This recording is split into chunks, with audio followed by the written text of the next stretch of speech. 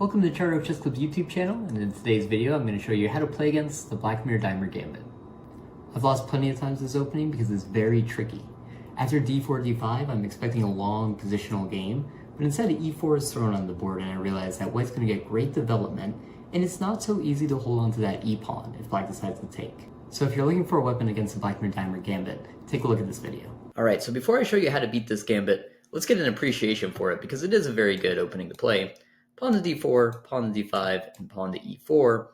And now black has to take this pawn, and 9 times out of 10 they will. I mean, if you're a d4, d5 player and for your e4 repertoire you played a Caro-Kann, then sure, you could transpose into a Caro-Kann right now, right?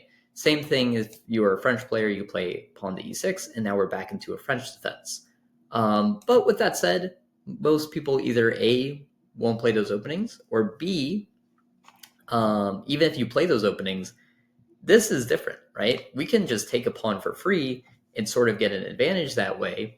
And even if we're maybe not that familiar with this gambit, we may feel confident that we can hold on to this position. So you're going to see pawn captures more often than not.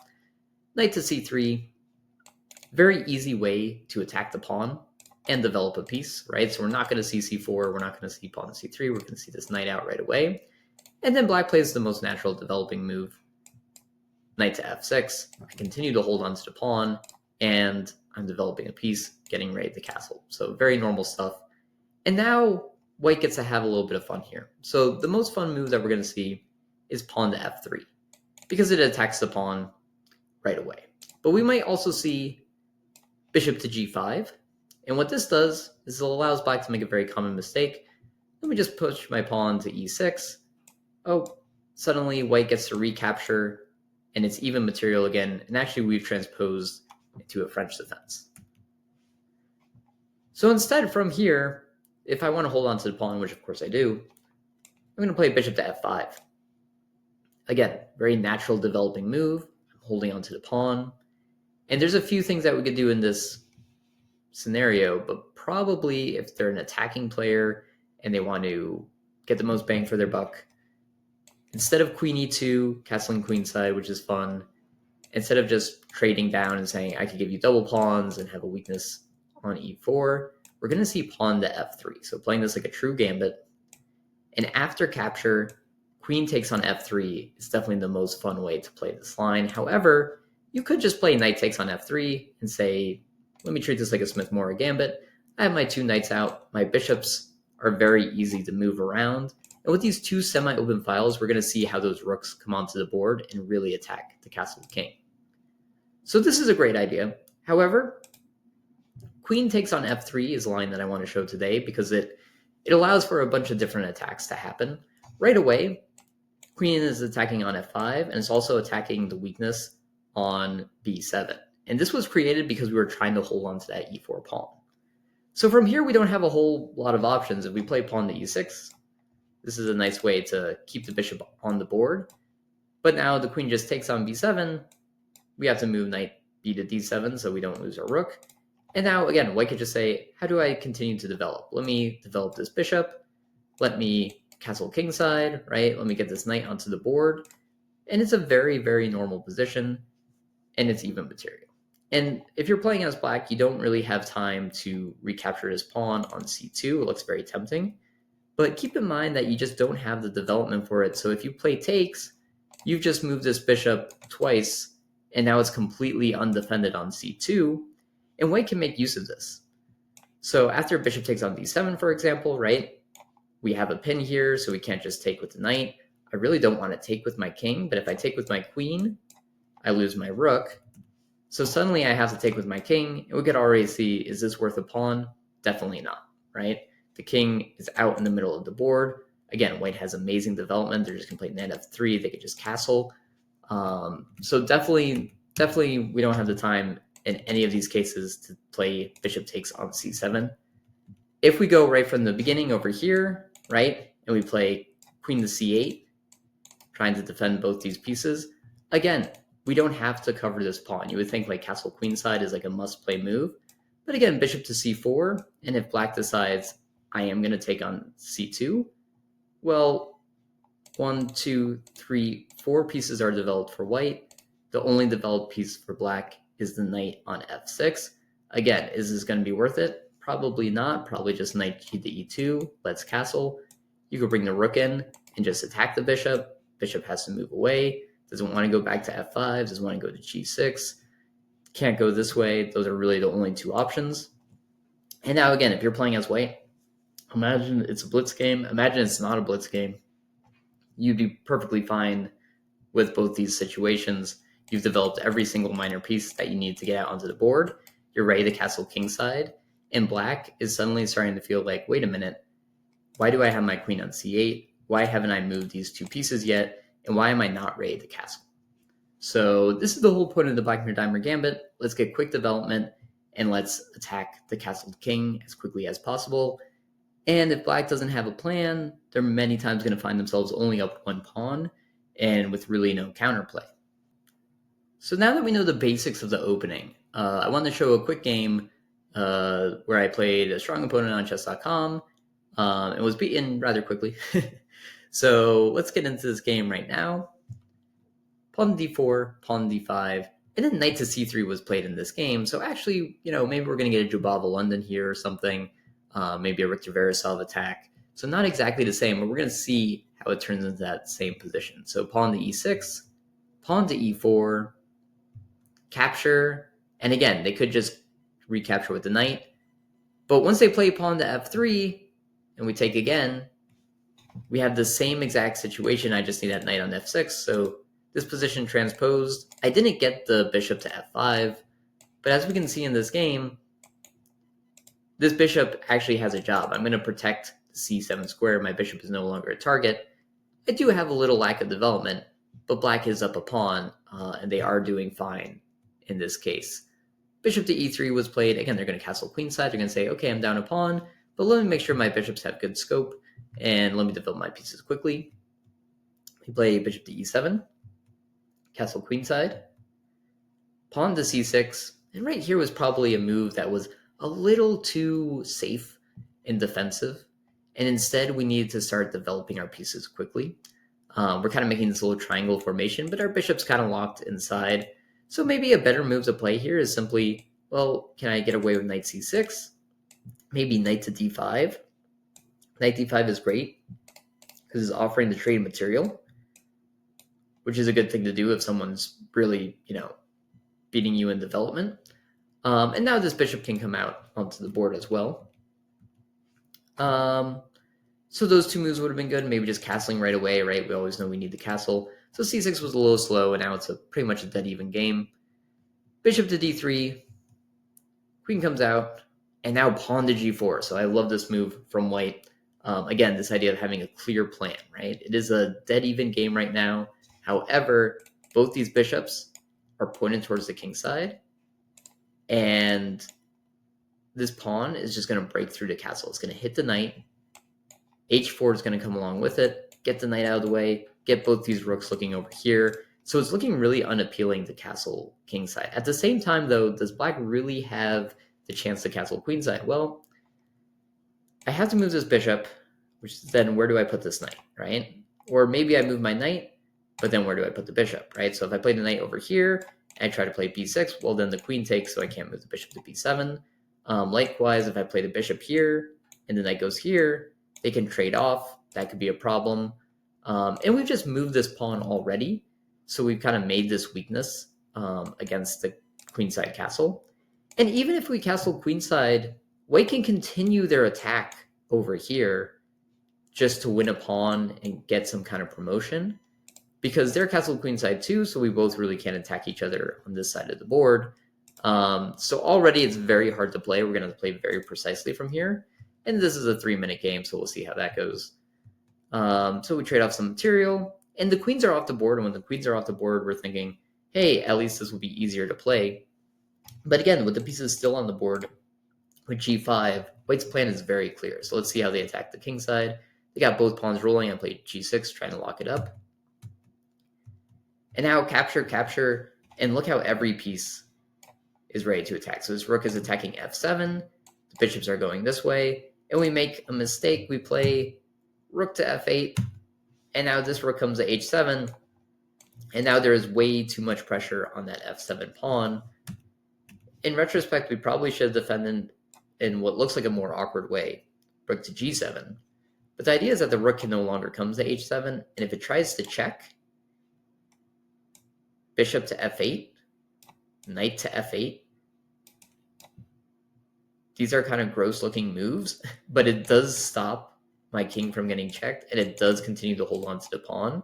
And there is no way for white to simply crash and take this knight because everything's very well defended. We could take back with the pawn, we could take back with the rook. So even though this isn't the most fun position to be in, it's still an even game. We can hold on to it, but it's very, very tough. But okay, blitz game, we play rook to f8. Both the rooks come in, and now this finishes very nicely. Rook sack, but it's temporary because this bishop pins the rook to the king. And from here, it's all over. Check. King has to move away. Pin. And now this pawn is just going to walk down the board and promote. We could probably resign here. Simply losing material. Rook has infiltrated. And white got a pretty classic win. And this kind of setup of being like, you know what? No matter what happens, white's going to get some good development. And both those rooks are going to be able to support an attack either on the castled king, but even if black decides the castle queen side, they're still going to get an attack on the king side of the board very quickly, and black really has no plan to counteract that. All right, so now that we know why the Blackmar-Diemer Gambit can be dangerous, let's try to figure out how we can stop this gambit in its tracks. So pawn to d4, pawn to d5, pawn to e4, right? So we are going to take, again, you could play a French or a Caro-Kann, but you can get a big advantage off of this opening, so let's try to get the most bang for our buck here. From here, knight to c3. And now, if we play bishop f5, if we play knight to f6, if we play something horrible like f5 right now, right? Like all these moves create weaknesses. And white's going to be able to target those weaknesses. They're going to be able to play very fast and develop. But we can stop that all by playing pawn to e5. So this is a great move. The idea is that we're putting pressure on d4. And we're facing white with really only 3 options. Option 1, you bail out and you play knight takes on e4. Option 2, you take on e5. And then option 3, you try to get back to your Blackmar-Diemer counter gambit, gambit setup by saying you could have the free pawn. I'm still going to get more development than you by moving my knights and my bishops. So what could we do here? Well, if we take capture, let's just leave it at that. It's an even game right now. However, one of us can castle and one of us can't. So is that something that's going to be appealing for white? Probably not, right? So taking is really off the table. And then number 2, what if we take over here? Well, queen takes, capture, and now actually black is up a pawn. Now, we're probably not going to hold on to that pawn forever, but we can, again, imagine like a Blackmar-Diemer Gambit kind of thing where it's like, hey, I can try to hold on to this pawn for a little bit, but you don't have the queen and you don't really have the development. So there's no attacking power for white. If anyone's better, it's just going to be black that's slightly better because they have the pawn for now and can choose to give it up when we want. I wouldn't put too much, time and effort into holding onto this pawn. I would just say, both my bishops can move, my knights can move, I can castle.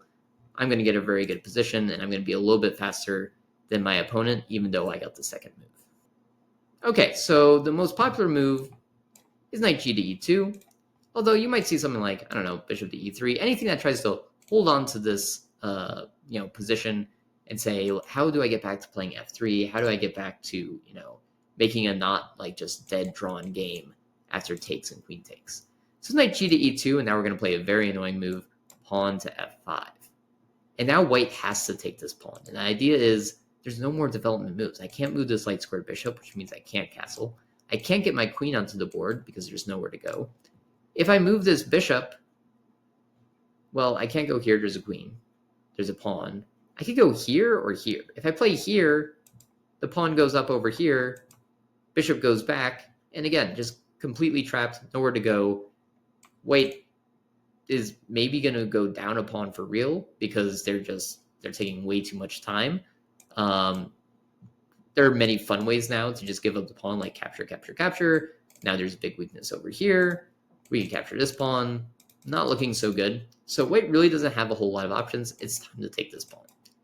So capture, queen takes, king takes. Yay, we can castle, they can't castle. We're going to go after this pawn. Now, knight to c6 is totally fine.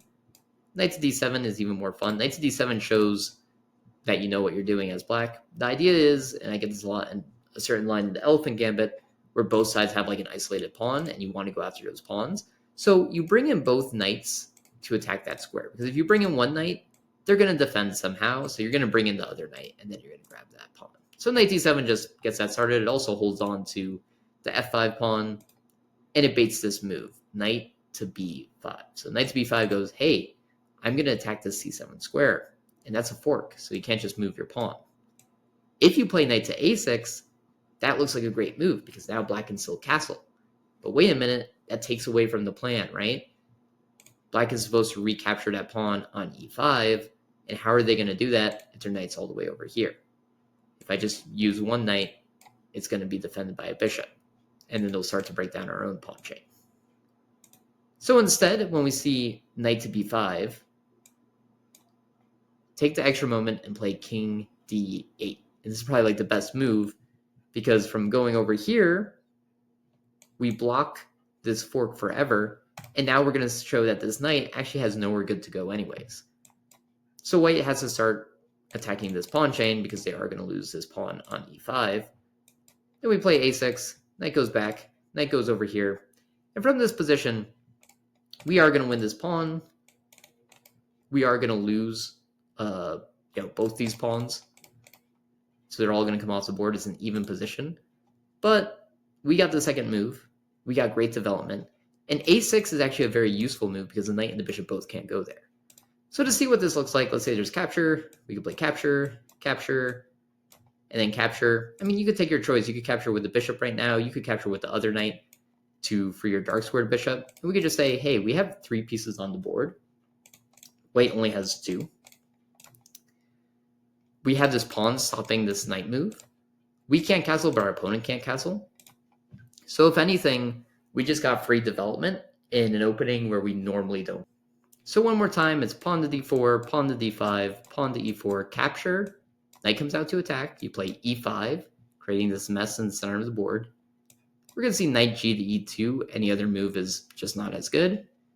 You might see bishop to e3. You might see any of the moves that trade off, but knight g to e2 is what we're most likely going to see. And you have to remember f5 now and only now. So we have 3 pawns in the center of the board. From here, they have to take. Queen takes, king takes, knight to e7 going after that pawn. If they go over here, we're very happy with this move. Just remember, don't castle. f3, a6, knight goes back here. Knight goes to c6. We're going after this pawn, and we have more development. Now let's see this opening in action. So we played a 10-minute game on chess.com, and luckily we had just studied this opening line as well as some other d4, d5 lines that aren't the Queen's Gambit or the London system. So e4, d5, Scandinavian, but now pawn to d4. And again, we transpose into the Blackmar-Diemer Gambit, and this is great. I mean, we could see that white was playing. They wanted to play e4. They wanted to play some aggressive. Probably they had some gambits like maybe they're going for a Scotch gambit or something, maybe an Evans gambit, whatever they wanted to play. They go, oh no, the Scandinavian. I don't want to go into that. So they make it into this gambit with d4. We capture. They play knight. We do play e5. And I was very surprised that they actually played knight g to e2. Because again, if you're seeing this for the first time, there's a few other moves that maybe look very appealing. Like maybe they're not thinking quickly. They play pawn to f3, thinking they could go for the same thing. But then from here, we could just take the pawn on d4, of course. It's a 10-minute game. It's not a blitz game. So they found the best move. We play pawn to f5, capture, capture, capture. Knight to e7. Knight goes to b5. King goes to d8. And now we're expecting f3. And they play bishop to g5. And so whenever we get out of our opening, time to start thinking, right? You memorize your line, you understand why it's played, and as soon as we see something different, it doesn't mean it's bad, it's just different, right? And in this case, this is a perfect example. This bishop has been developed. It's pinning the knight, which means it's taking a defender away from f5, right? It's a good move, right? Try and get that bishop out, try and get that rook onto the board.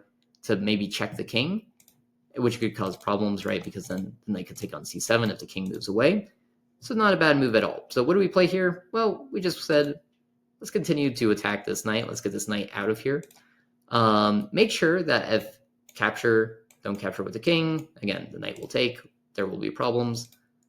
So knight moves to d4.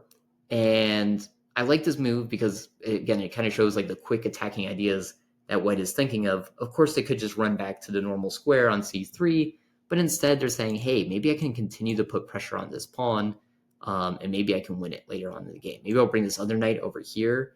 So let's play some fast moves. Like, let's say, I don't know, I play whatever. I can play rook over here. Capture, right? It's still defended, but they could bring the other knight in. Now, look, there's two attackers. Okay, if we push, we lose this pawn, right? So they're trying to make some sort of weakness. They're just going after a target. And that's why they play knight to d4 instead of knight to c3. Okay, from here, let's just get rid of the bishop, right? It's being annoying. And now my dark square bishop is very well developed. And I want to develop my light square bishop, but that knight is being very annoying on that e6 square. And now I really like this move, knight to f4. Both the knights are going after the e6 square, and we can't ignore this threat, right? So if I were to play something like knight to c6, well, this would be wrong for a few reasons. One of them is taking here and creating double pawns, and the other reason is they could go here, attack the rook and the bishop if they want to get rid of the bishop pair.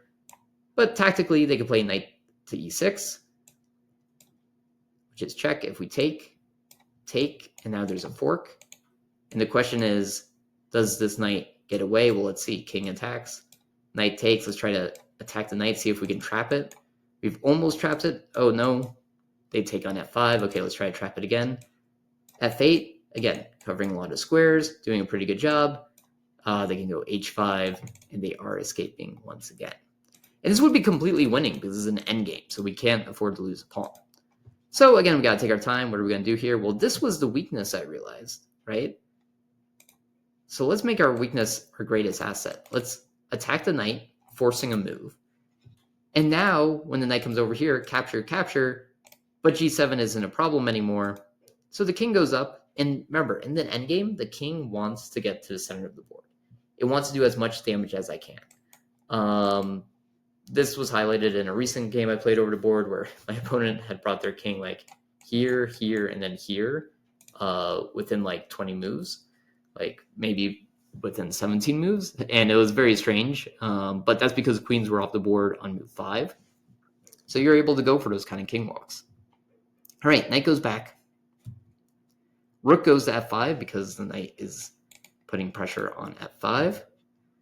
And now, what can we do to win this game? Well, they play pawn to e6. And this is a big mistake. Because, yes, you're checking my king. And if my king goes back, that is going to be really annoying because my king's kind of cut off. They can bring the rook in, right? They can continue to develop. They attack my king has to go away, maybe c7 becomes a target. But the problem is, it's an endgame, so let's just run into the middle of the board, and that's exactly what we did. Pawn goes to c3, and now, this time I want to be the one to remove the defender. I'm attacking the e6 pawn. The knight's attacking here, so we played pawn to c5. Knight goes here, counterattacking the pawn. But now we just take, and believe it or not, my opponent resigned in this position. And the idea is that when we take, the bishop is now guarding the pawn, and white is simply down a pawn in this game. But it's an endgame. This is a player that wants to attack a lot, right? And they realize, wow, I'm just going to be down a pawn. The evaluation is going to say it's even worse than down a pawn because it's down a pawn for nothing, right? I have all these pawns safely advancing up the board. I move the rook in. I move the bishop in. Let's just naturally develop the knight, bring the other rook in. Who's going to get control of this file? Well, the king is sitting on the file right now, so that's not helping. So the king has to get out of the way. They have to move their bishop, right?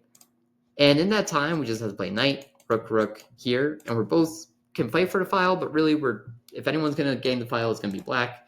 More importantly, we're going to be able to trade off very easily. We're going to be up a pawn. The king is much further advanced as well, so that's going to help support these pawns into a queen. So it actually makes sense to just throw in the towel right now because there's really nothing else to be played in this game.